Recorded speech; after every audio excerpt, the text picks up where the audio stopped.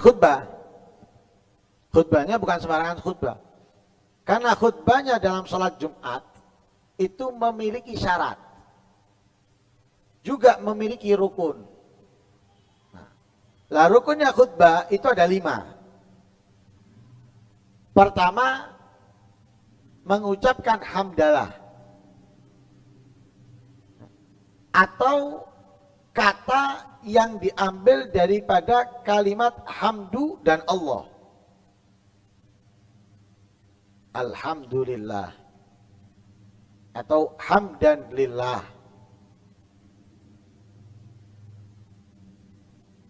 atau ahmadullah dan semisalnya. Kalau diganti nggak boleh. Nah, diganti tidak boleh. Harus memakai 2 kata ini. Kata daripada alhamdu atau kata daripada Allah. Tidak boleh diganti dengan yang lainnya. Kalau ditambah dengan huruf taukid seperti innal hamdalillah, enggak apa-apa. Ini rukun pertama. Rukun yang kedua, wasiat bitaqwa atau sholawat kepada Nabi. Rukun kedua yaitu sholawat kepada Nabi. Rukun ketiga, wasiat dengan takwa. Lah, sholawat dengan Nabi, sebagian ulama berpendapat tidak boleh memakai dhamir. Dhamir itu seperti huruf yang kembali kepada kata sebelumnya. Kalau bahasa Indonesia sepertinya. Sholawat atasnya. Nah, ini sebagian ulama tidak boleh. Harus ada kata Muhammad, Ahmad dan semisalnya. Tapi sebagian ulama mengatakan boleh. Nah, ada perbedaan. Kita pakai itu boleh, pakai ini juga boleh. Kemudian yang ketiga, wasiat bitaqwa. Wasiat bitaqwa ini tidak harus dengan lafaz takwa. Usikum wa nafsiya bitaqwallah, enggak.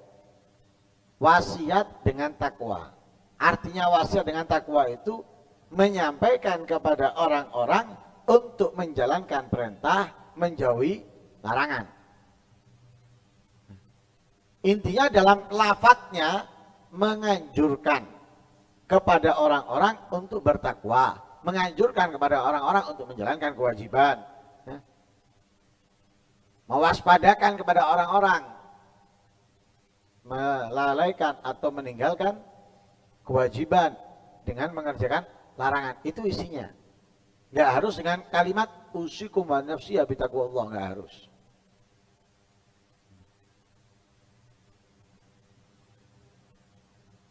Nah, 3 rukun tadi ini, hamdalah, salawat dan wasiat bitaqwa, ini harus dikerjakan, dilakukan di khutbah pertama dan di khutbah kedua.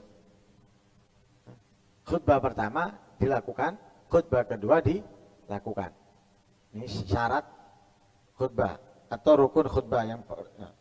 Kemudian yang keempat, membaca ayat Al-Quran. Lah, membaca ayat ini boleh di khutbah pertama, boleh di khutbah kedua. Membaca ayat Al-Quran ini boleh di khutbah pertama, boleh di khutbah kedua. Lah, ayat yang dibaca ada yang mengharuskan 1 ayat yang memahamkan. 1 ayat. Harus 1 ayat. Nggak cukup setengah ayat. Seperti contoh misalnya dia baca wa'tasimu bihablillahi jami'an wala tafarraqu. Ini setengah ayat, nggak sampai setengah ayat. Nah, sebagian nggak boleh. Harus 1 ayat. Tapi ada pendapat yang mengatakan boleh setengah ayat, yang penting memahamkan. Ya, boleh setengah ayat, yang penting memahamkan. Nah, seperti wa'tasimu bihablillahi jami'an wala tafarraqu. Nah, ini setengah ayat atau nggak sampai setengah ayat, tapi memahamkan. Ya. Tapi kalau nggak memahamkan nggak boleh. Walaupun panjang tapi tidak memahamkan, tidak boleh. Lah afdalnya dibaca ayat itu di antara khutbah pertama dengan kedua. Jadi di akhir khutbah pertama, afdalnya di akhir khutbah pertama.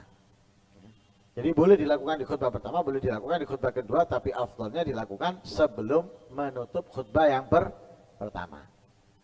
Kemudian yang terakhir, doa untuk orang-orang mukmin, laki maupun perempuan. Ya. Lah doa ini di khutbah kedua. Khutbah kedua. Nah, seperti Allahumma ghfir lil mu'minina wal mu'minat atau semisalnya. Ini harus di khutbah kedua. Lah 5 ini harus dikerjakan. Ada yang dikerjakan di dua khutbah, ada yang di salah satu khutbah, ada yang di khutbah terakhir. Yang penting dikerjakan. Kalau ditinggalkan tidak ada. Misalnya yang 3 pertama, alhamdulillah, wasiat, sholawat. Ini kalau tidak dikerjakan di khutbah pertama, sekalipun dikerjakan di khutbah kedua, nggak sah. Ditinggalkan, nggak sah khutbahnya. Lah kalau tidak sah khutbahnya, mau tidak mau sholat Jumatnya nggak sah. Karena sahnya sholat Jumat itu tergantung dengan sahnya khutbah. Khutbah nggak sah, sholat Jumatnya nggak sah. Ini yang pertama, rukunnya khutbah. Kemudian syaratnya khutbah itu harus didengarkan oleh orang yang Jumatan. Minimal yang mendengarkan itu 40 orang. 40 orang. Harus mendengarkan khutbah. Lah yang didengarkan apa? Dari awal sampai akhir? Tidak. Yang didengarkan hanya rukunnya. Yang didengarkan hanya rukunnya. 5 tadi itu. Harus didengarkan oleh 40 orang. Ya. Kalau tidak didengarkan oleh 40 orang, maka tidak sah. 40 orang. Harus mendengarkan rukun khutbah. Tidak harus dari awal sampai akhir. Rukunnya. Yang penting itu rukunnya. Makanya khutbah Jumat itu sebetulnya cukup. Alhamdulillah. Allahumma salli ala sayyidina Muhammad wa ala ali sayyidina Muhammad. Usikum wa nafsaya bi taqwallah. Bismillahirrahmanirrahim. Inna a'tainaka al-kautsar fasalli rabbika wanhar syani'aka wal abtar. Barakallahu li wa lakum fil Qur'anil azim wa nafa'ana bihi wa duduk dia. Bangun lagi. Alhamdulillah.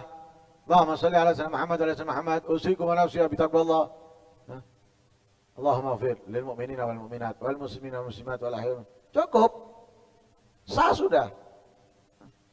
Justru kalau panjang khutbahnya, sembahyangnya singkat, itu berarti orang yang nggak ngerti. Nah sekarang banyak model gitu. Khutbahnya panjang. 15 menit sampai 20 menit. Sholatnya Allahu Akbar. Setelah baca Fatihah, Bismillahirrahmanirrahim. Wattini wazzaitun. Waturi sinina wa hadzal baladil amin. Rakaat kedua Allahu Akbar. Setelah Fatihah, Inna anzalnahu fi lailatul qadar. Ini berarti orang nggak ngerti. Orang nggak belajar itu. Orang yang nggak tahu itu. Nah sekarang banyak khotib model gitu. Nanti kadang di ayat surat rakaat pertama, Allahu nurus samawati wal ardh. Mathalu nurihi kamishkatin fiha misbah. Al misbahu fi zujajah.